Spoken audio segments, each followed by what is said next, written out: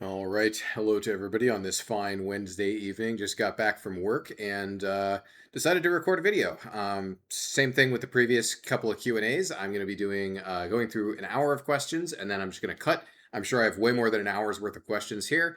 So I'll go through that, and then we'll just start up next time whenever I have some time and want to record a video. So let's get into it. Starting out with, so why haven't we seen a Manaless ADC or support? This is an interesting question.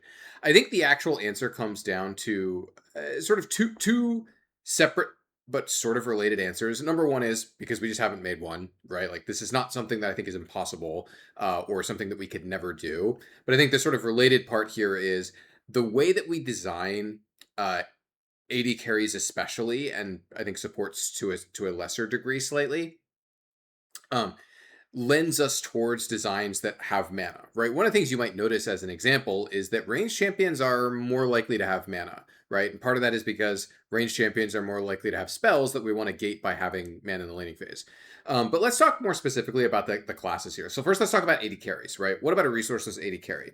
Well, the answer is I think one of these could exist, right? I think there's no reason why we couldn't have these. And a number of champions that we've made at points in development were resourceless, right? I don't remember. I think there was a version of Yunara that was resourceless, but like Kaisa had a resourceless version where she had a different resource, right? That took up her resource bar. I'm trying to remember. There was a version of Aphelios where his resource was his ammo.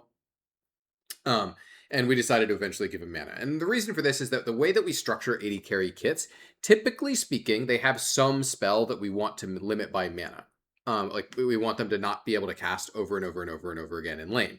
And we typically don't want to give these spells super high cooldowns, which is one of the things that we do for some spells like this, right? As an example, we don't want Yasuo casting Windwall whenever he wants to in lane, and so it kind of makes sense for him to like not have him have mana. He could just have a really high cooldown on Windwall. We don't really want him to cast it a lot, right? But as an example, we don't want Caitlyn casting Q every time it's up. We don't want Lucian being able to Q every single time someone walks up to the wave and being able to get value off of that. And we don't want him to be able to just dash away from every single skill shot in lane, which is why his dash scales from 40 mana to 0 as you rank it up. Is that later in the game it doesn't really matter if he dashes every time it's up, because the cooldown is the important part, not the mana cost. But in lane, the mana cost needs to matter for the pattern that we want Lucian to exhibit in lane, right? So a lot of this just fundamentally comes down to the way that we tend to structure AD carry kits and the fact that AD carries have a lot of power in their auto attacks, right? And so we don't have as much power to budget into their spells for most AD carries, right? Where we don't have tons and tons and tons of power budget for a champion like, say, Vlad, where, yeah, Vlad can be resourceless because he doesn't really do anything in lane. We just say that, yeah, your Q cooldown kind of isn't very good until you hit level 9, and we ask you to get a lot of levels on Vlad before you really do much of anything. If Vlad were an AD carry, we couldn't really have that structure on him, right? Because, if he's an AD carry, we're limited in how we can, like, how poor we can make his all-in, right? Because, well, he's going to have decent AD and attack speed in order for his attack to feel good at all. And so therefore, because of that, and also, sorry, I don't know if you heard that. That was a Windows security notification telling me that I didn't get any virus threats on my PC. So good for me, I guess. Anyway, sorry if that was on the video. I'm not sure. Anyway, AD carries in particular, I think, are a little bit harder to structure for being resourceless because they have the ranged auto attack, which is resourceless, right? Unless you're Jin or Graves, I guess, and they have a resource for their attacks. But for most AD carries, the general structure of AD carries, their attack doesn't require a resource, so it's a lot easier for us to tune their kits and make their kits make sense and let them have spells that feel good if they have mana, and we can limit them from casting that spell an infinite number of times, right? Especially in lane, because the typical way we construct AD carry kits is they have a spell that's really good in lane that doesn't scale well, right? This is like Caitlyn Q, for example. I don't know, like Jinx Zap, right? It's like these spells, a lot of our AD carries have a spell that's like not that good outside of lane, but is really good in lane. Sivir Q is another spell like this. And then we give them a lot of power in their auto attack, and so it makes a lot of sense to limit that spell by mana. Talking about supports is interesting, right? We're primarily talking about two groups here, right? I'm not going to talk about mage supports because obviously a lot of those mage supports weren't originally designed to be supports, and of course mages have mana limitations, I think, for pretty clear reasons in a lot of cases, right? They have spells that are really powerful that we don't want them to be able to spam forever because they, we don't want them to be able to fish forever without paying a cost for that. Especially if their spells like Brand W and can potentially be cast at really, really long ranges, and at low likelihood to hit. We want them to play up, like have some reason to take risks and play up because, eventually they'll run out of mana. So if you go for really low percentage casts, you pay a cost for that. Anyway, talking about enchanters and tank supports. Enchanters are pretty easy, right? A lot of our enchanters are like their kits are basically structured like mages, right? This is champions like Lulu and like Karma. And so a lot of the other enchanters are structured where, hey, Nami has a heal. We don't want you to be able to infinitely heal people in lane or really even outside of lane. We don't want her to be infinite sustain bot unless you're actually fighting champions. And so, hey, easy way to do that is just give her, Nami W a really high mana cost, especially once it's healing a lot at max rank, and say, okay, look, you have some really powerful healing that you can do, but you're not allowed to do it forever. You'll have to base at some point, and so you're not allowed to infinitely, sustain someone's HP while they're taking trades or whatever. And so that's important for the combat pacing of League and like the structure of League. That damage that you do to someone, like chip damage that you do to someone, actually does matter a lot of the time, right? It doesn't have to always matter, right? Sometimes you're playing against Soraka Draven and the Draven goes BT first or whatever, and it's like, okay, yeah, chip damage isn't going to matter to this guy. That's an extreme outlier case. It's okay if those happen from time to time, but in the average case, chip damage and trade damage is supposed to matter. So because of that, we tend to give those enchanters, with powerful shields and heals, real mana costs, or they have mage structure kits where, they have spells that they can spam, especially for low percentage casts that, like this is like Lulu Q, this is Karma Q, that we want to, mana gate in some way. Mostly for the laning phase, which is why those mana costs largely don't end up being super relevant later on in the game. The tank supports are kind of interesting. I do think there are some tank supports that we could kind of limit more by their health rather than their mana, right? As an example, Leona, her mana serves mostly as a limitation to her snowballiness, because when you're behind, or even in cases where you're even, a lot of the time on Leona, you'll actually run out of health before you run out of mana, because the only thing that she does is go in. Right. It's important for like Nautilus, for example, that his W is not a really low cost spell. That he's not allowed to like W and E and do those things that are like sort of free trade spells, and like potentially health positive trade spells forever in lane. That he has like there's a cost to that besides the cooldown. But for someone like Leona, I look at her and I say like actually, she probably could be a champion who doesn't really have a resource or doesn't have a meaningful resource. But her having mana limitations is actually kind of interesting because it limits how snowbally she can be, because in the situations where she's really, really successful and she is able to keep chain going in on people and, getting kills or chunking them or whatever, and they can't trade back on her, the fact that she has mana limitations means that she can't just keep doing that over and over and over and over again without basing, which I actually think is a positive in Leona's case, because Leona's kit at a baseline is extremely snowbally, right? Because she has to put her body on top of you in order to do anything, which means that if she's successful, she's really good at doing that thing, because that's the only thing that she does. And so if she's successful, the more snowbally she is, she's a really, really, really, really sharp design where if she doesn't have any mana limitations, when she gets ahead, she's going to keep getting ahead. And she's going to keep getting ahead at a faster rate than if she has mana. So I think mana ends up being good for her. But it's like we could design a version of her kit that's a little bit less all in, that didn't have mana. But the way that we've structured most of our tank supports in that way, they either have some kind of defensive ability that's really powerful that we want them not to be casting over and over and over again. This is like Nautilus W or Braum E, or like a really powerful harass spell that we don't want them spamming over and over again, like Braum Q, or they have a spell that we don't want them casting too many times, and we want them to really consider which cast they're like what cast they're going for, and like how high the percentage chance of hitting it is. This is like Blitzcrank Q, and so kind of across the board, we just have reasons why we have mana limitations on these champions. It doesn't mean that we have to, or that we couldn't design a kit in this space, like one of these spaces that doesn't have mana as a resource, or potentially has like energy as a limitation or something like that, right? As an example, I could easily imagine a tank support that has energy set up to be sort of like Ambessa, where they have a complete loop of something that we're expecting them to do, and interacting with enemies is how you get your energy back so you can cast all your spells, right? This is how Ambessa works, for those of you not familiar. She has high energy costs on her spells, and their passive gives her her energy back, so that when she's going in, she has to stand still and attack you from time to time in order to actually keep keep her pattern going to repeat, her spells through, so that there is a window of opportunity, and so that when she's like just using her spells to run away from people, she's not getting full value, and she won't be able to use all of her spells in succession to do that, right?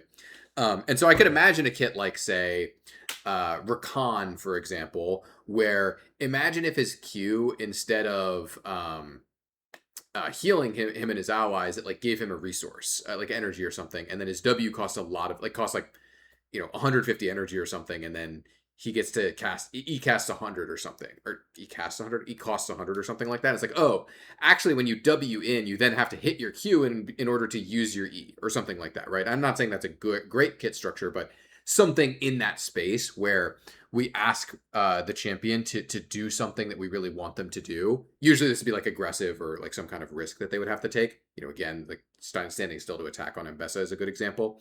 But the real, again, I'll just wrap around to my original answer. The real answer to this is just that we haven't made one. It's not that we couldn't. It's just that manaless or resourceless champions or alternate resource champions that aren't mana aren't a thing that we come in and like say at the beginning of a champion design, like, oh yeah, it's really important this champion has no resource or has energy or whatever, right? The resource a champion has is determined by their kit structure and their design. It's not determined at the beginning, like, so we say like, oh, actually we want to make another resourceless skirmisher this year. We say, the pitch would actually be, okay, we want to make another skirmisher that does A, B, and C, and has, X, Y, and Z properties. And if we make a kit that fits those properties and it doesn't, we think that it would be better if it didn't have mana, right? As an example, Viego, right? There was a time when we tried Viego with mana, but people mostly found it to be confusing because there are a lot of questions that are like, what happens when you transform into someone? What happens when you transform into someone who has mana? What happens when you transform into someone who doesn't have mana? What happens when you transform back into Viego? Do you keep your original mana? How do you track that? If so, do you get their mana? What exactly happens? It's kind of like, we tried this out for a few tests and it was like, no, like, this is just confusing, and he's a jungler, he doesn't really need mana, so let's just not give him mana, right? He just doesn't have a resource, right? So that's the actual answer here, is just I talked a lot about this, but the real hard truth here is just, we don't come into a project saying this champion is going to have X resource. The way that we design AD carry, tank support, and enchanter kits typically means that they get mana. Doesn't mean that we couldn't make one. I wouldn't be surprised if we saw a Manaless ADC or support, in the next 5 years, right? That doesn't seem crazy to me. This is another interesting question. How do I think the Kled rework went? So for those of you not familiar, if you don't know that I did the large set of Kled changes in 2025, you can go actually watch. I have a whole other video up on my channel about them, talking about going through the changes, like kind of what my intention was for all of them. I made the video before the Kled changes came out. So this is I think, good time to talk about this, because I've actually talked a lot about the Kled changes that I did on stream, but I don't think I've ever actually talked about them after I made the video in any of my videos. So this seems like as good a time as any to talk them through. So I actually think they overall went really well from a pick rate and like satisfaction perspective. Surveys have been great. Kled's pick rate actually rose back to slightly higher than where it was at his sort of stable point, or like what we consider to be as like resting pick rate that we expect. And that's actually a huge positive, by the way, in the modern day, where the longer a champion is out, the more champions get released, and typically speaking, the more we're improving other champions in adjacent spaces. And so if a champion is maintaining or slightly up in pick rate over the years, that actually means that they're performing pretty well, because the typical expectation is that other champions will be made and like take space and like take interest and attention from older champions over time. Not saying that's universally true, right?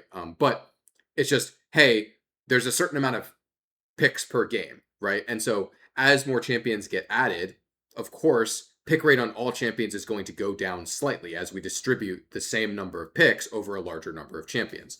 So in terms of how we ended up, in terms of pick rate, actually pretty good. I was hoping for more, to be honest, but I'm pretty happy to put him back to essentially pretty much where he was before he started declining. And in terms of builds, I'm pretty happy with the builds. I do wish there was a little bit more flexibility in terms of which fighter items he went. I kind of wish that like Stridebreaker, for example, was a bit more of a real option, but it's pretty much Titanic only for the fighter build.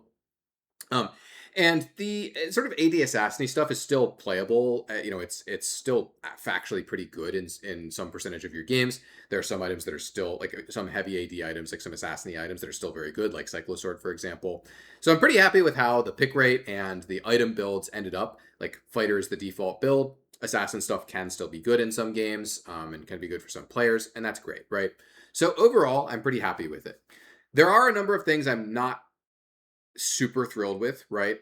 Like that I wish could be better, or that like if I were, if I had a lot of time and could potentially do a project on Kled, maybe I'd revisit, right? Things like, as an example, um, the way that the Q dismounted Q interacts with courage when you kill someone, it's very awkward now. In the olden days, if you killed someone with the dismounted Q, it wasn't really noticeable that you weren't getting full courage from the pellets, because if they die to one of the earlier pellets, you don't get full courage, because in the olden days you used to get 20 courage per takedown, right? So if you killed someone, you would always get at least 25 with your dismounted Q, because the first pellet always gives 5. And so uh, you would still get a lot of courage. And so even if you killed them with the first pellet, it was not super noticeable or super painful. I think it's pretty awkward now that you can actually kill someone with your Q and actually get a pretty small courage value. I do not like that very much. I think there's some awkwardness around courage on like epic monsters as well that I would love to resolve. I understand some, like one of the more controversial things is the courage on takedown. I think that's something that if I had a particle, like if I had a VFX to make it more clear what was happening, I would love to put that back, but it's just not something that I could do at the time. I don't think the gameplay is bad at all, to be clear, right? I think the gameplay is great. On like I think it has the right incentives around rewarding Kled for playing forward and being really aggressive and actually getting kills and stuff. Makes the 1v2 dream a lot more realistic when you're in side lane and stuff like that, which I think is awesome. And so I largely think a lot of the structuring for the courage on takedown is good gameplay wise. It's just that the readability on that mechanic was literally nothing, right? It has no visuals at all, and it largely led to a lot of confusion, and it was powerful, so it was some place I could siphon some power, and also point to internally and say like, hey, look, I've actually made the clarity around remounting higher, therefore I can do some, like I could make some of these other trade-offs that I was doing at the time, right? Like instant remount and things like that did have some trade-offs on visibility as well. um Overall, like I would say overarching, like, yes, there are some individual things that I think could be better, and I wouldn't be opposed to taking on another project to even make some more improvements, right? Things like the dismounted Q pellet stuff, things like there's things like the E range indicator is not perfect. I basically just eyeballed it. It's not actually attached to the exact range, so it's not perfect. It's like slightly off by like 15 units or something like that. So I could definitely see adjusting that in the future. There's a number of like small ear flicky things. I actually have a list of them that I have on my PC at work. That if I ever have a bunch of time and I have time to look into Kled, there's not something higher priority for me to look into. I could definitely see myself doing more stuff. But overall, pretty happy with how the Kled changes went. I think that ultimately, from my perspective at the time, where it's like, hey, here's this older champion whose pick rate is declining, his build's not in a good place. We think his gameplay is pretty unhealthy, with the full assassin build being the common thing that you're likely to encounter. Um, I came in, I made a bunch of changes, I fixed a lot of bugs, and his pick rate went back to largely where it was or slightly higher, resting over a longer period of time. I got his builds back to exactly where we want to. Hey, look, that's pretty good as far as I'm concerned, right? And so I'm pretty happy with that. All right, let's talk about crit damage. So now that crit damage is back to 200%, would it be better to make Gangplank's Q not crit total damage? This is interesting because this is a pretty hotly debated topic amongst designers, and it's something that's changed like a couple of times over the years. I don't think a lot of people know this, but there was a time when Gangplank's Q only critted the AD ratio and not the base damage, right? And that was changed in order to shift Gangplank more towards full crit builds. Uh, I think it's interesting looking at Gangplank because I think that the healthiest version of Gangplank as a champion for gameplay purposes is the fighter versions of Gangplank, where he's building things like Trinity Force, and maybe he gets like a Sterax afterwards, or the version that had the damage reduction Phantom Dancer or whatever, right? Where he deals a lot of damage, but he's not one-shotting people. His barrels don't put you in immediate immediate death from like 90% or 80% HP. They just put you at a lot of threat. They slow you, so you're like potentially going to get followed up on, but you're not instantaneously dead because you got hit by a barrel combo or whatever, right? But I think most Gangplank players are like, pick rate wise, it seems like the evidence is there that most Gangplank players would prefer to play the like less healthy, I would say gameplay wise, like one shot crit GP, where you run around and you're very, very squishy, you're very vulnerable. If you get one barrel chain broken, you often don't do anything. But you do a massive amount of damage when you do hit those barrel combos, and you have really, really, really high highs and low lows. You don't have high lows. That doesn't make sense. Well, I guess it kind of does make sense, if you're talking about someone else. Not about Gangplank, that's for sure. But people seem to much prefer the higher variance GP, which is crit GP. And so it's kind of an interesting topic. I don't have a great answer for this, right? It's like this is one of the questions where is it better or is it worse? I think it's a healthier version of the champion, but it's probably a less fun version of the champion for most Gangplank players. And it's possible that maybe we could return that fun elsewhere, right? Maybe we say that there's a crit ratio on your R or something in exchange, and we think that that's healthier for some reason. It would depend on where we would want to structure these things, right? I think it's a certainly interesting thing to talk about. But I don't have a definitive it would be better or it would be worse. I think it's largely just it's a trade-off, and what do we think we'd get in exchange? This gives us some power, right? We'd be able to put that power elsewhere. Do we think that power is better in other places? I don't know. It kind of depends on what the proposal for where that power is going, because this would be a pretty sizable nerf, right? Like it's kind of like asking, hey, do you think it would be better if Ari's Q swing back didn't do true damage, did magic damage instead? It's like, I don't know. Like I could imagine a version of Ari that just does magic damage on Q on both sides. That's even cooler than this one, because you put that power somewhere else. It's even cooler for Ari players, right? But it's a mechanic that it's powerful. This one in particular is not super visible, but it is very feelable when you buy a lot of crit. I don't think a lot of people know that the base damage can crit. Most people that play GP, I imagine, don't really think about this at all. They just think I build crit and it does big number, and that's fine. But yeah, ultimately it's just, I think it's a reasonable question to ask, but I don't have a great answer for you.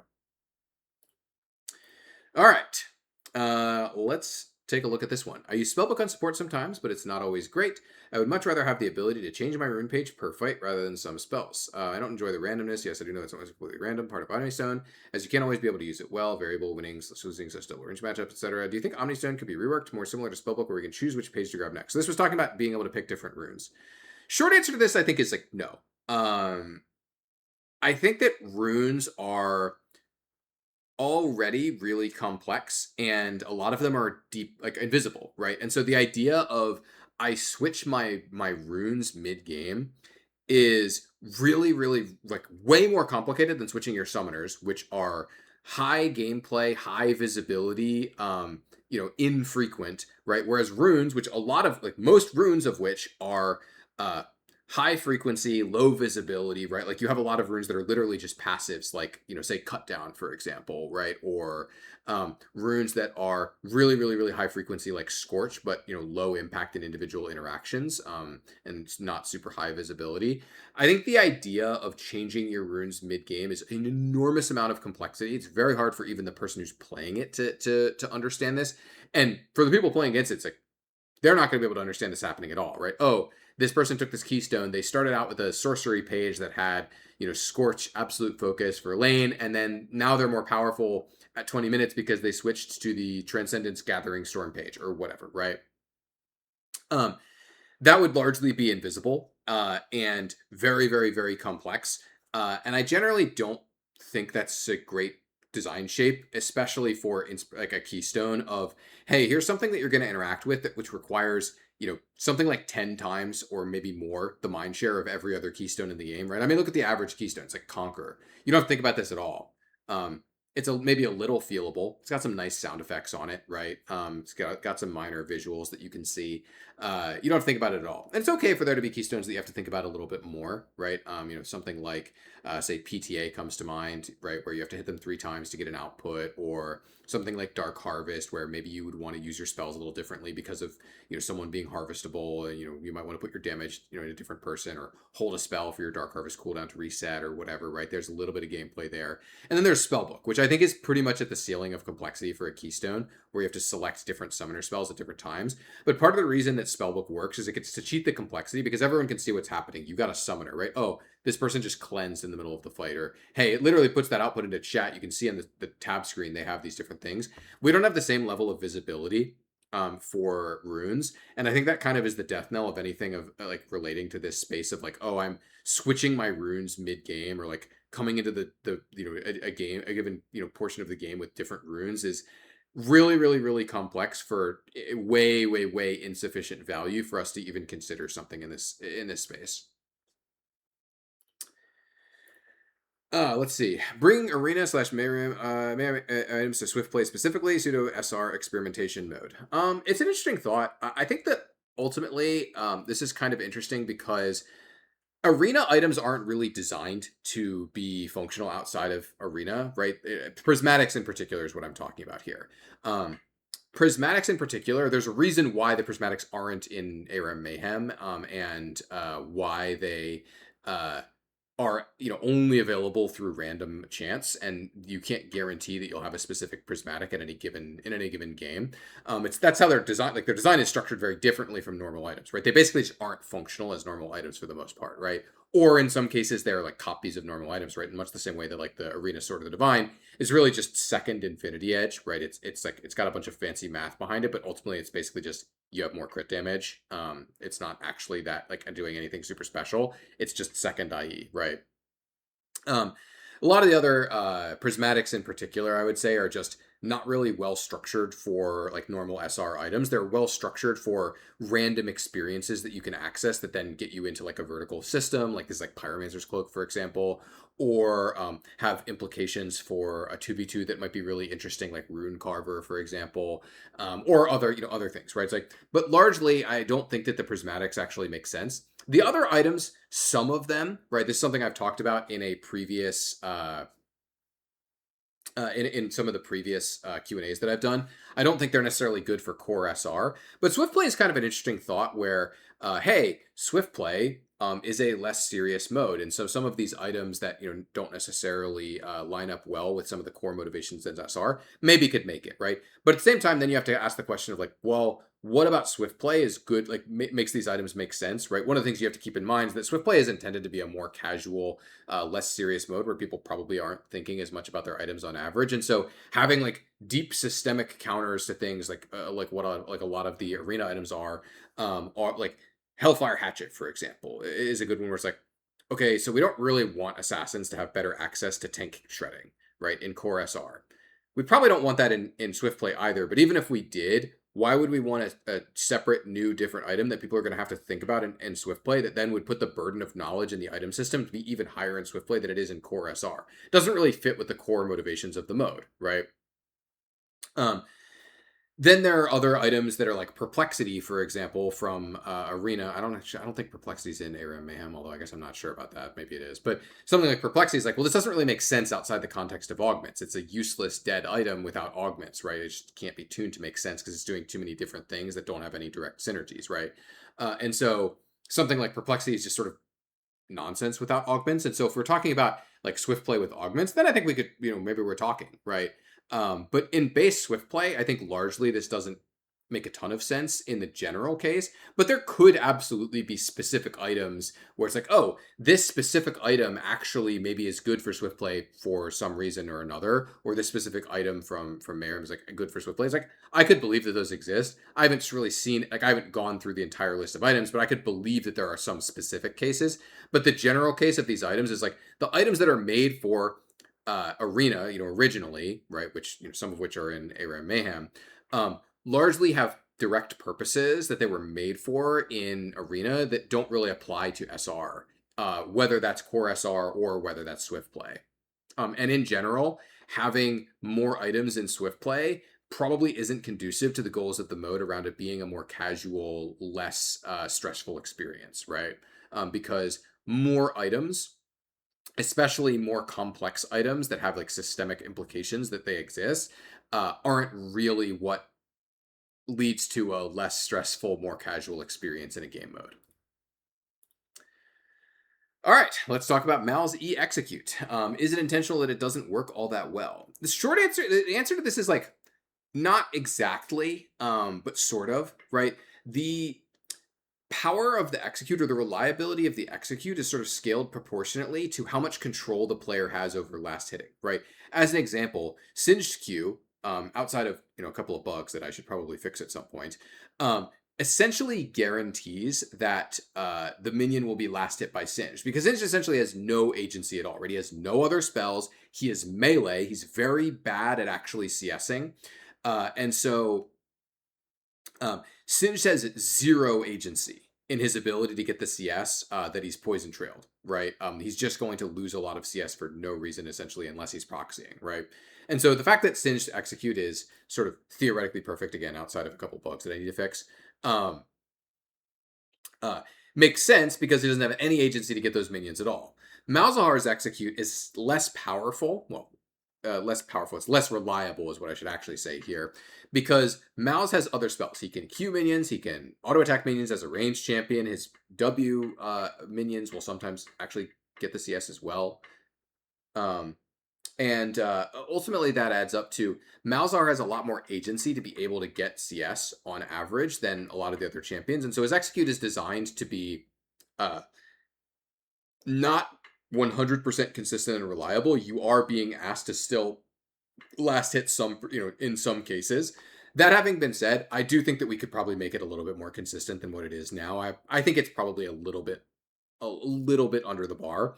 But when that execute was made, a lot of what the reason why it wasn't made to be more powerful was we didn't want to add to Malz's wave clear. And the way that Malzahar's execute works is that it actually functionally increases his wave clear in addition to making his CSing more reliable.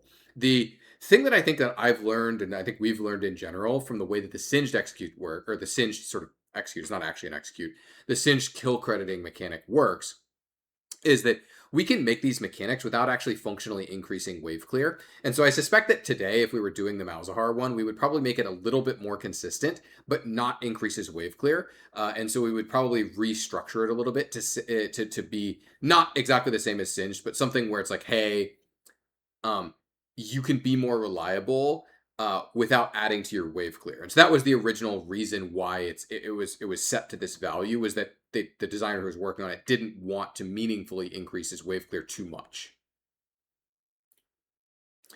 All right, so this was a question about range tops, talking about how they're powerful and they can be frustrating, et cetera, right? A couple things I'll note here, right? The reality is we do actually balance range tops, right? It's not like range tops are all sitting at 55 and they're just winning every single game and that they're in every game, right? It's like they are factually in about, I think it's, I don't remember, I was looking at the data, I think they're in about like 12% of games or something like that. You're if you're a top laner, you're going to encounter a range top laner somewhere around like 1 in 10, 1 in 15 games ish, somewhere in that realm, right?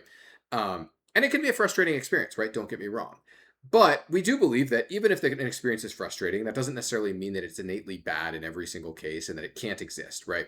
There are lots of frustrating things in League. In fact, a lot of the frustrating things in League kind of have to exist in order for the game to work, right? Range tops aren't necessarily one of those things, right? But variety of experience is key, right? The reality is that very few people are going to want to play top lane if every single matchup is Darius versus Garen, right? And very few people are going to want to play top lane if every single matchup is Riven versus Aatrox, right? Variety is actually really powerful. Part of the reason why League is a wildly successful game is that not only are you likely to experience playing against a very wide variety of different champions, but even when you do play against the same champion, some number of times in a row, or some number of times in a relatively short period of time, you're going to have different experiences playing against them when you do, right? This game you play against an Aatrox that plays the early lane really well, and gets ahead of you. And that's a really different experience to when you get a really good, level 1 trade on the Aatrox or whatever, and you get ahead of the Aatrox. The lane can play out completely differently in those cases, right? And so variety is good. And right, so even if the range top experience can be really frustrating, we believe that as long as it's not too overly frustrating and it's not too overly frequent, that experience can be valuable to provide a different dimension of experience to what you're playing in top lane, right? And also it creates different values for different champions, right? As an example, one of the things that actually makes Kled good in top lane, and is really enjoyable for some of the people to play him, is that he is largely actually pretty good against a lot of ranged champions, right? His matchups against a lot of the ranged champions are actually pretty good, and that makes him different from the other fighters. And it can be satisfying when people say, "Hey, actually, I have to blind here. I'm going to pick Kled or Aurelia or whatever, and actually have a good time against these ranged champions." And sometimes you're going to have counterpick, right? Roughly 50% of the time you're in top lane, you're going to have counterpick, and you can then pick some of these champions. This gives additional a sort of additional vector for value to some of these champions that people might not otherwise want to play, or might not otherwise realize they would have a good time playing because they're good in these matchups, right? Um, and so ultimately, my answer to this is we have systemically done a lot of things to limit how powerful range tops can be. Now, something I've talked about previously, I think I was talking about this in the last Q&A, or maybe the number 4, I don't recall, uh, is a lot of the things that we've done to limit range top laners have had splash damage on mid lane, and so we've ended up walking some of them back, right? Things like the current version of Doran's Shield and Second Wind were literally made to limit how powerful range tops could be at harassing melees, and then those things got co-opted and used in mid lane in ways that probably weren't ideal, right, for assassins or just melees in mid lane in general, just stalemating mages because they were immovable in lane with D Shield Second Wind or D Shield Fleet or all three or whatever, right? And so this is something that we've definitely talked about in the light of role quests, talking about like, actually, is this a can we take advantage of this now that we have the role quests to enable more resilience for melee champions in top lane comparatively to mid, where that same level of resilience for melees versus range is actually undesirable. That resilience in top lane could maybe be more powerful in some ways, right? As an example, something I as a thought experiment, not saying we should do this, right? But imagine if the top lane role quest just said, you have, if you're melee, you have 20% more health regen, right? Or it could be a different number, right? Like, that's the kind of thing where, hey, maybe that's good for the lane, right? Maybe that's just something that if we did it, the lane is just in a healthier state. It's something we've talked about, right? Not something we're committed to, but we have literally made entire systems, right, or shifted entire systems around in order to limit range tops. It's possible we should do more of that, right? And I think that the fact is, we have made indirectly with this season, made range tops a little bit more powerful in some ways, because winning top lane, the actual laning phase itself, is more valuable because of the role quest, right? And so if you're a range top laner that scales well with level, especially, winning top lane's lane quest or role quest, and getting that really early can be very powerful in the current game. And so it's something we'll continue talking about, right? I don't know off the top of my head what the live pod's current thoughts are on like the distribution of like range versus melee tops, but it's something we've talked about internally, and I'm sure we'll continue talking about it. And potentially there'll be systems changes to account for this in the future. So a question about heal cut. This is another thing that I've talked about, I think, in a number of different Q&As, but I don't think I've actually just talked about the topic on its own. This is something where I'll reiterate something that I've said previously, is that healing needs some kind of systemic limitation, even though it means that we have to tune healing around it in some cases, right, with like Soraka R, for example, because healing is permanent, right? And so the problem is when we have a lot of different healing effects in the game that can potentially be stacked, right? We have champions that heal a lot, like Aatrox, that could be combined with champions like Soraka. There is this danger of them going infinite and breaking the sort of combat rules of League, right? Where interactions have to have a cost, right? When champions can out heal your damage, that like something I've talked about before, as an example, is one of the core reason why basically every MOBA structures damage to outscale durability is to make sure that games end, right? There is nothing worse in League of Legends than, or actually, I shouldn't even say League of Legends. There's nothing more sort of damaging to the core game loop of a MOBA than a champion being able to consistently uh, go positive in health from interacting with enemies, right? it is okay if this happens occasionally in a specific type of interaction, right? Like, oh, Renekton E'd in on you, W'd you, got his Q off, actually gained health, and you weren't able to react at all or whatever, right? It's like, it's okay if there are interactions where that happens. But in particular, if there's not an appropriate cost to that, there's not appropriate, if it's permanent uptime thing, right? This is one of the core problems with Divine Sunderer, for example, right? Where Divine Sunderer just hard checkmated a large percentage of champions on completion. Whereas like, okay, well, they finish their Sunderer. I literally can't interact with them anymore because every interaction is negative because they will heal so much that I can't overcome that power spike. Overcome that. It means that interacting is now always wrong, right? I can't stop them from getting one auto off. Therefore, I cannot interact with them at all, right? It's always wrong to do so unless I have like my jungler here and we can like hundreds of them or whatever, right? It's like that kind of interaction is very damaging to the game. And that is why Grievous Wounds is something that we've had in the game forever in order to limit the upper end risk that we take by having powerful healing effects in the game. And we think it's valuable for there to be powerful healing in the game, right? Like things like Mundo Ult or Aatrox E and R are very cool high fantasy effects that can lead to awesome pop-off moments that can do really awesome things. Again, I kind of go back to what I was talking about in the previous question about variety, where it is great for something to be different. And it's okay for something to be different and frustrating as long as it's not different, extremely frustrating and present all the time, right? Where a lot of this just comes down to what degrees is something present, or what to what degree is the counterplay necessary, or what degree is the counterplay powerful.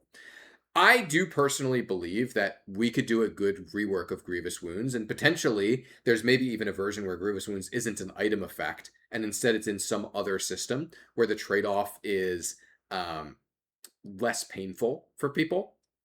But in general, I do believe there should be some systemic level of counterplay to healing because of the dangers to combat cadence and combat patterns around, if someone out heals your damage, that just negates all action, and that means that the game is going to stalemate, or at least that type of interaction is going to stalemate, right? And that's very, very, very dangerous, again, for basically the structure of every MOBA ever, right? And so not every MOBA has heal cut exactly, but every MOBA does have limitations on how much people are allowed to heal, right? There's a reason why there's no MOBA out there, at least not one that I know of, that has a dedicated like healing class, right? Enchanters generally have either limitations on their heals, or where they have to like interact with enemies in order to access their healing, or heavy mana limitations, or they primarily use shields or whatever, right? There's reasons for this, right? It's because combat structure in MOBAs, it's very important that combat can resolve in a way that leads to someone, dying or being chunked, right? Infinite sustain is very dangerous, right? Sustain is powerful, right? And so sustain needs to have costs. And so because of that, as long as people are allowed to stack healing effects, heal cut probably needs to exist in some form or another. All right, this is an interesting one around Liandry's.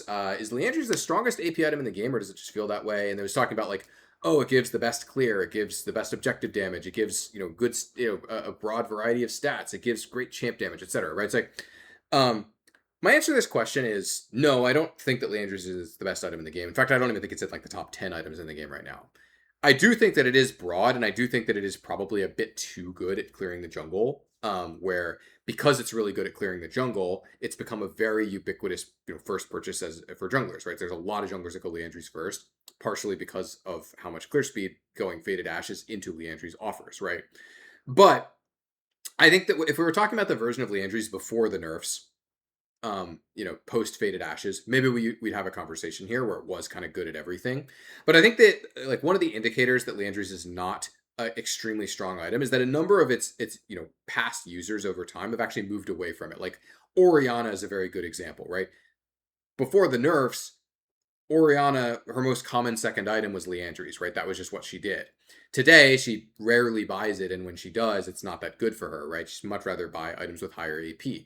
60 AP is very low, right? You have items out there with over 100 AP on them, right? You can buy an item that has almost twice as much AP as Liandry's, and that's like a normal AP value for the large rod items, right? Um, and so you are paying a pretty big damage cost on your spells themselves, right? 6% damage amp is 6% damage amp. It's something, right? And the burn on Liandry's is something, right? But as an example, like using Orianna as an example, she has a sustained pattern. She does burst people as well, but she just has very good ratios, and so it becomes better for her to just buy other items that have higher AP values on them, right?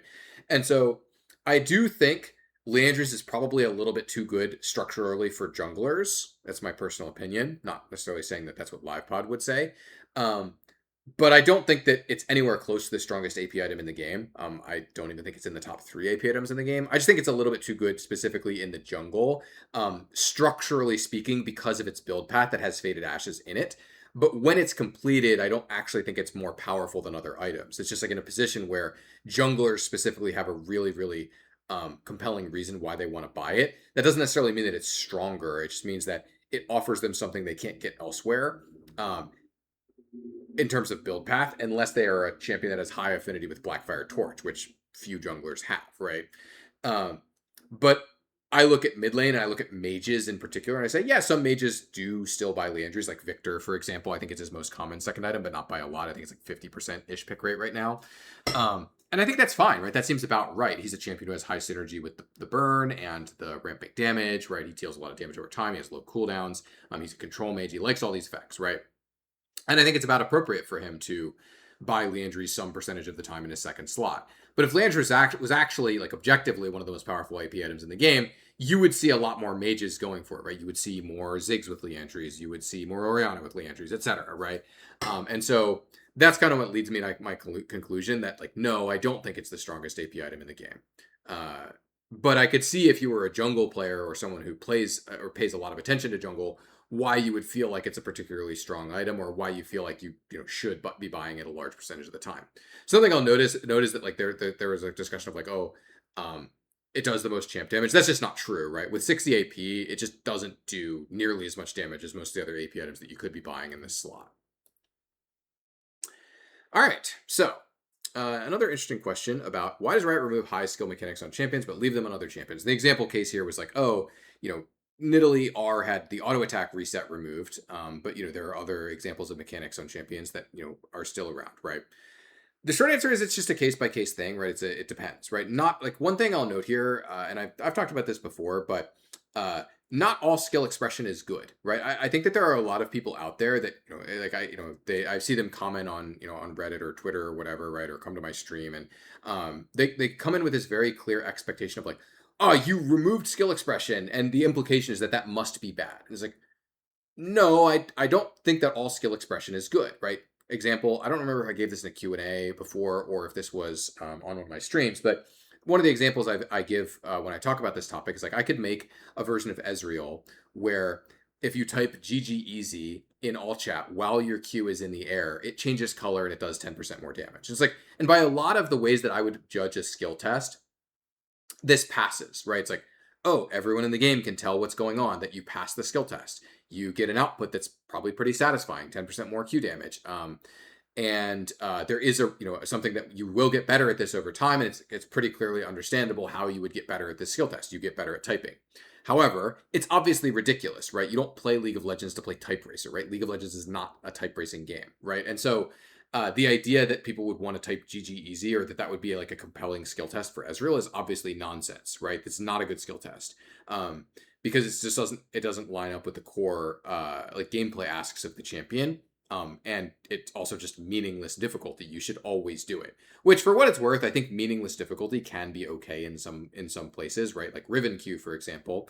The Riven Q cancel is meaningless difficulty. You should always do it. If there's something, if there's some champion in range to auto attack and you want to auto attack them, it's always better to do the Q cancel than to auto attack them normally, right? So it is meaningless difficulty, but we have to be pretty careful with that because most players are not going to enjoy that paradigm of like meaningless extra mechanical difficulty. And when I say meaningless difficulty, that probably sounds really negative. What I mean by that is literally there's no decision making involved in whether you're supposed to execute this or not, right? It's just this is always correct, right?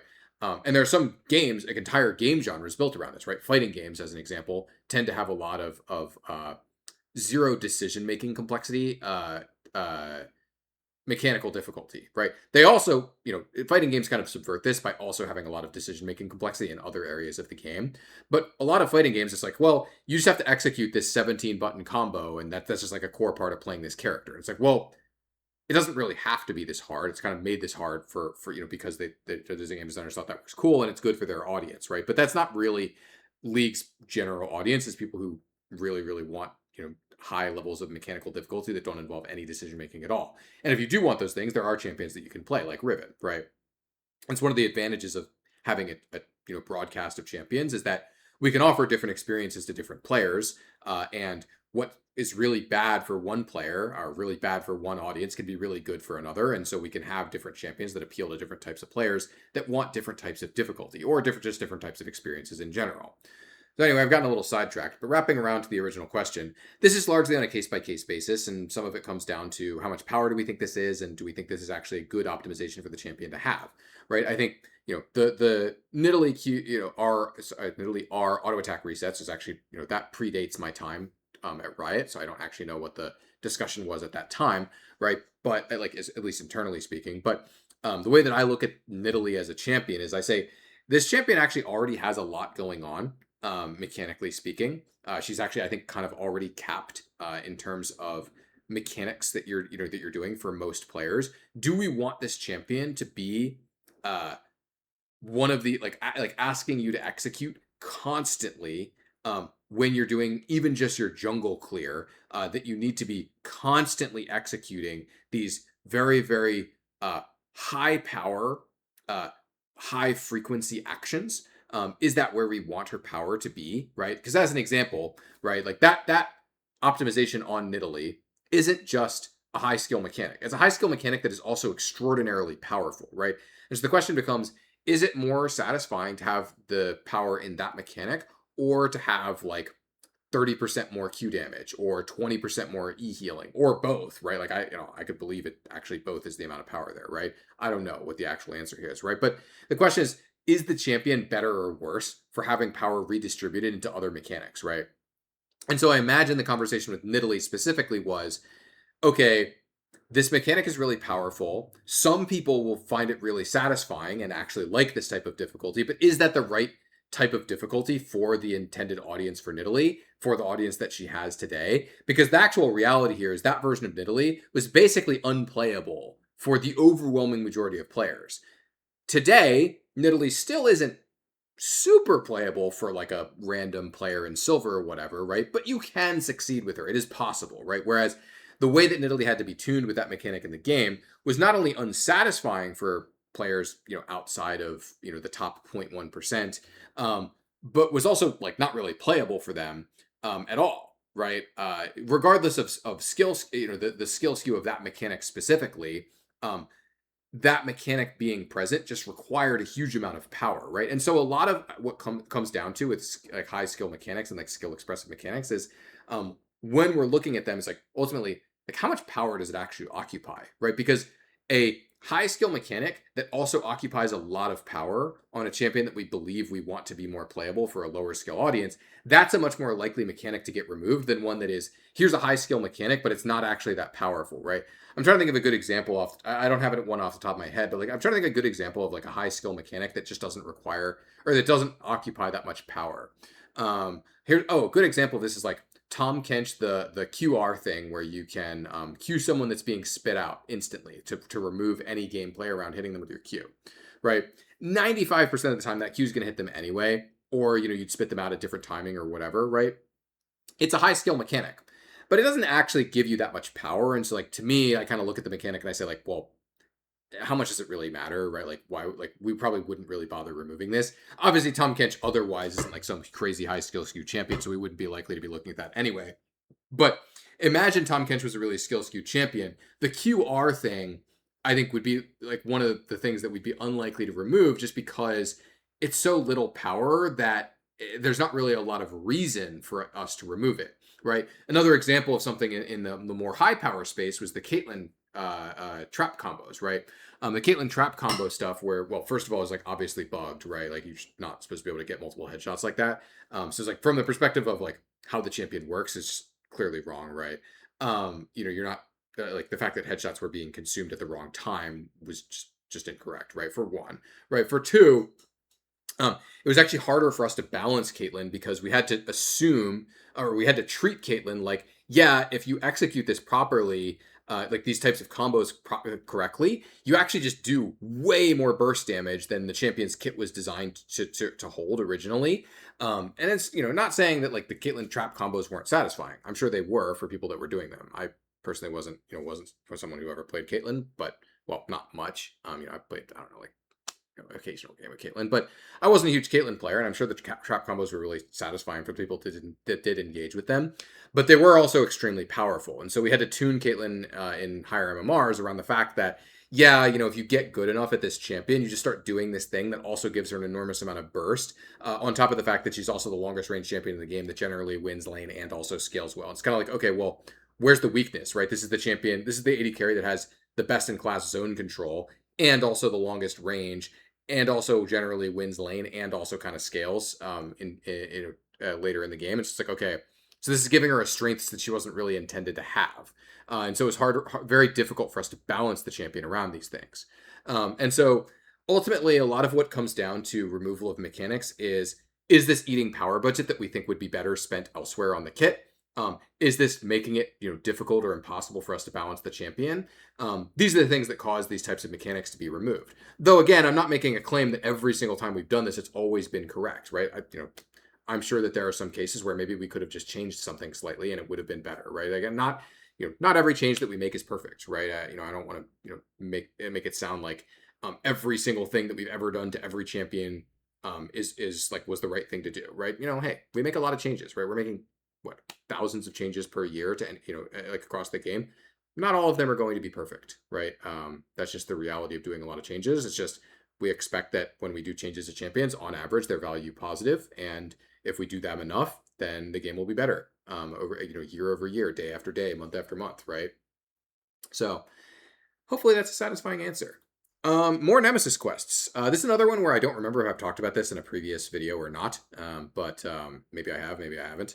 But either way, I think it's fine to talk about. Nemesis quests are really interesting because as someone who worked on Wild Rift in the past, Wild Rift actually did play up the Nemesis quests more. We had much better. Wild Rift has a much better visualization system for them, and had more of them in the original game. And also, there were fewer champions back then, so you were a lot more likely to see them, like the Nasus versus Renekton quest or the Kha'Zix versus Rengar quest, for example, were triggered a lot more frequently than the ones in Core SR do on PC, because of course there's more champions, you're less likely to see those given champions, and they're also less visible when you do see them.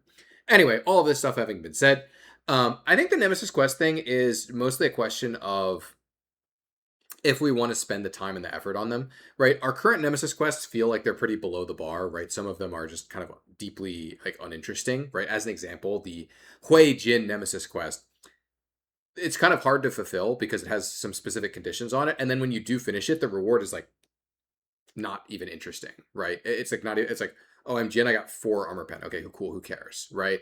And so we really need to I think, make better ones. I think it can be hard to make really good ones.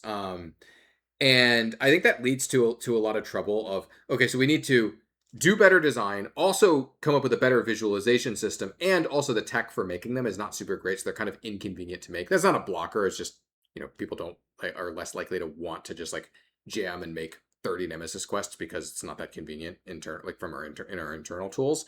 So I think there's just a lot of barriers to us making a lot of really cool, interesting Nemesis quests. But I personally think the upside is really high. Like I still believe that the best possible version of Nemesis Quest is actually really cool if we could hit that like a better design, like a higher design bar for the Nemesis quests in terms of both inputs and outputs, right? Some of our outputs are actually really cool, like the Senna Thresh one where they get each other's soul value. That's awesome, right? That's super cool. And it's actually interesting for both of them, right? I think that's actually really fun. And so some of them I think actually showcase what really cool ones could look like, or like at least what a cool Nemesis quest system could look like. So this is the kind of thing where like, is it possible that we could get more Nemesis quests in the future? Yes, but I think it's just we haven't decided to pull the trigger on like rebuild the entire Nemesis quest system and put a bunch of designer time into making really cool new Nemesis quests, Because I think we absolutely could. It's just not something that we've put the time or the effort into. And it's always a question of, okay, if we do this, what are we not doing? So at some point, maybe, if we decide this is something that we want to push on. All right. Question about role quests. With role quests essentially locking you into your lane, do you think there's any value in champ select once all champions have been locked in, showing that the role each champion is going to? So this is kind of interesting because there's coming from a question of like, hey, I might want to change my runes because of a different lane opponent, or I might want to do things differently because of my lane opponent, and like talking about information. I think there are upsides and downsides to this. One of the downsides I think is that it does mean that pick flexibility and like prediction value in champ select goes down, right? Like the fact that you will know for a fact, actually, this is really weird. It's Kha'Zix mid and Talon jungle this game.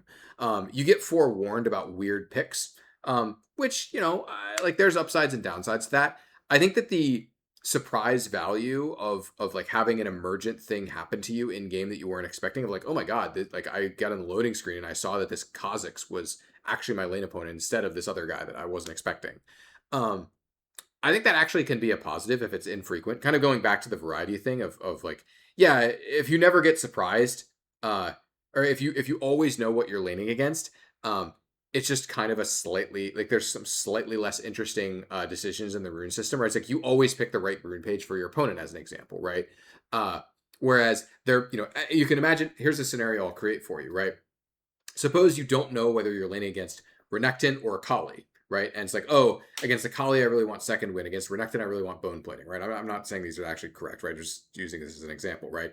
But let's imagine that this is the case, right? It's like, and you don't know which one you're laning against. Oh, maybe Renekton mid is really popular on this patch or something, right? It's like, oh, actually, maybe it's Renekton mid and Akali top. I don't know. What if there's a third rune option? You splash something different because you don't know which person you're against, and actually this creates a situation where maybe instead you're actually going to take biscuits as your splash. You're going to go inspiration because you're not sure who you're laning against, and therefore this actually creates a different dimension of value. It's the uncertainty value around something that you're going to select, right? I think there's actually value there. Now, is that more valuable than having the knowledge that you're going to lane against Renekton exactly, and you feel like you get to select the right runes no matter what? There's value in that, right? But to me, this doesn't seem like straight upside, and so I think we're unlikely to do something like this because it doesn't seem to me like it's clearly all upside. I can see some individual advantages and some downsides, and it's kind of like I look at this like, okay, so if something seems like a side grade, right, it's some upside, some downside, and it's not clearly more of one than the other, and it would require us to change something that like currently is working fine. I think we're unlikely to do those things, right? Because it's just like the expected value per effort or per time spent. It's like, well, we could spend that time, the engineering time that would be necessary to hook this up, doing something else that we think is a positive, guaranteed to be positive EV, right?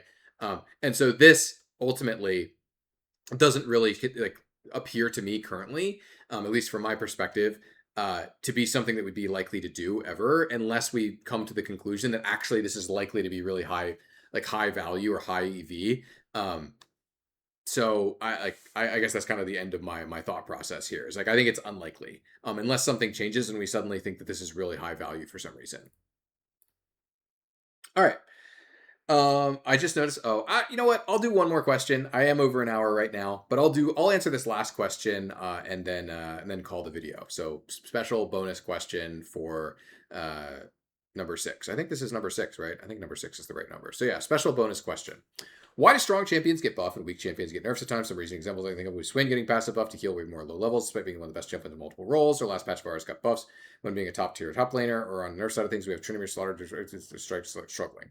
Language here is maybe not ideal, right? Like slaughtered. I don't know if that's really the best terminology to use here, but specific examples. I think I'll dig into these specific examples of Tryndamere and Varus recently because I'm familiar with their states and I can tell you why, and then I'll more generalize and talk about some of the things that can happen here.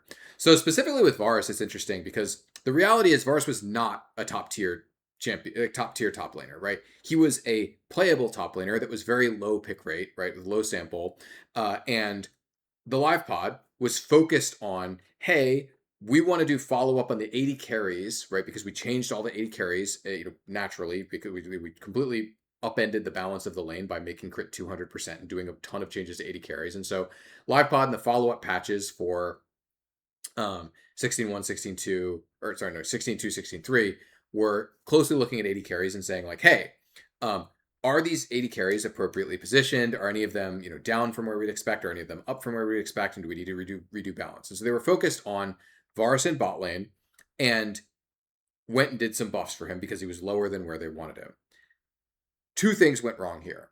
Number one is that straight up, the buffs were just way larger magnitude than intended, right? Like this was not a case of they buffed him, and it was larger just top. It was just larger everywhere, right, than what was intended, right? I don't remember what the actual target was, but I want to say the target was like 1%, and the actual buffs ended up being closer to 3, which is, it happens, right? Like the reality is we make a lot of changes every year, right? Even if our failure rate is only 3% or whatever, right, where it's off from our targets, that means that we're going to have one every couple of patches, right? Because we just make a lot of changes, right? That's just kind of the reality of a big numbers game. Is we aren't going to be perfect on our changes. It's just not possible to be absolutely perfect every single time. And so we do a lot of changes. Therefore, we're rolling the dice a lot. Sometimes it's going to come up double ones or double sixes, right? That's just how the math works, right? And so the changes, first of all, just ended up being way higher magnitude than intended. That's number one. And number two, they actually ended up being top skewed. Now, this one was one I think that could have been avoided, right? This is something it's like, I don't know what the motivation for LivePod doing these exact changes was. I assume they were trying to target the on-hit build specifically with the W buffs. But this is something where we do know from previous Varus changes in the past that the W scaling in particular is skewed towards solo lanes, particularly top lane.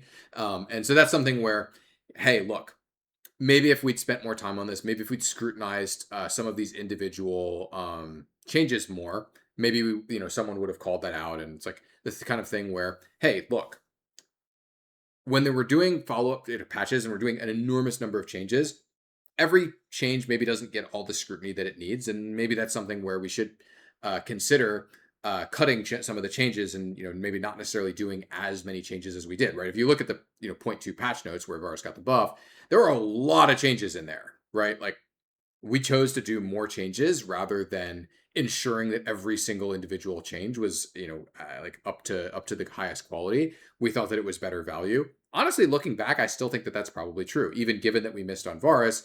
Being able to push out a lot more changes and do a lot of changes in a follow-up patch to the beginning of the season, I think is generally higher value than shipping the highest individual quality changes.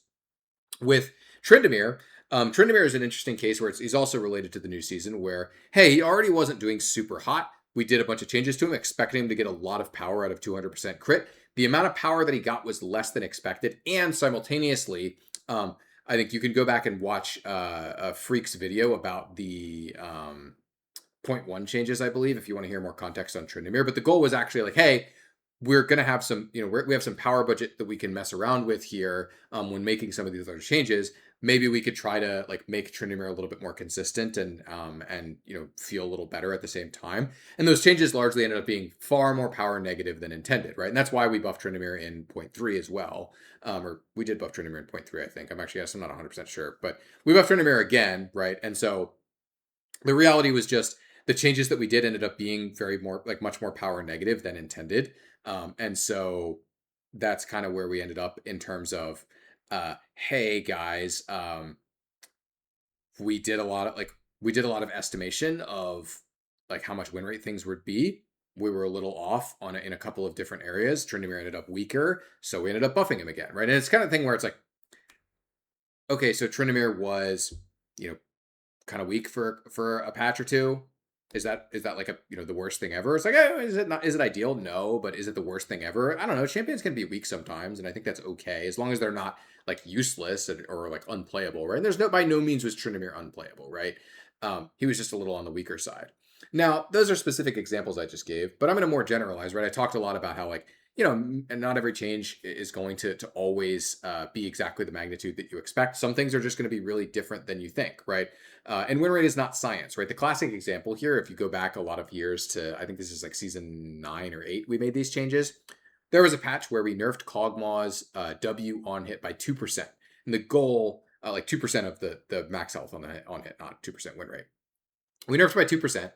And we said initially we were targeting about a 2% nerf. Unrelated. The intent was not that they would be exactly the same. But it was estimated, hey, this is probably about 2%. Because in the past, we buffed it or nerfed it by 1%. It was about 1%, I believe. I believe that was the logic at the time. So we nerfed it by 2%, and he went down by about 4% win rate. We said, oh, that's crazy. That's way too much. We need to give him half back, and that should be about the right amount.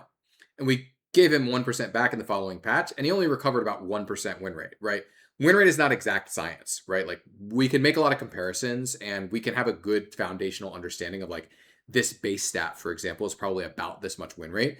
But there's a lot of invisible stuff going on in the background. There's thresholding around like how often you kill someone with auto attacks on Kog'Maw W, for example, and like how much power is in the the W on hit relative to like other on hit effects and Rage Blade and like build how it changes his builds and stuff like this, right? Such that win rate, its power of changes, not an exact science, right? Sometimes we're just going to get things wrong, and that's okay, right? Part of the advantage of patching every 2 weeks is that if you get something wrong, you can just follow up and patch it again. I mean, in the worst case scenario, we can even hotfix stuff, right?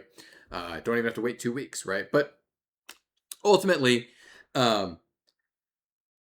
that's what's going to happen sometimes, right? Sometimes changes just aren't going to be the magnitudes we expect. So that's one thing.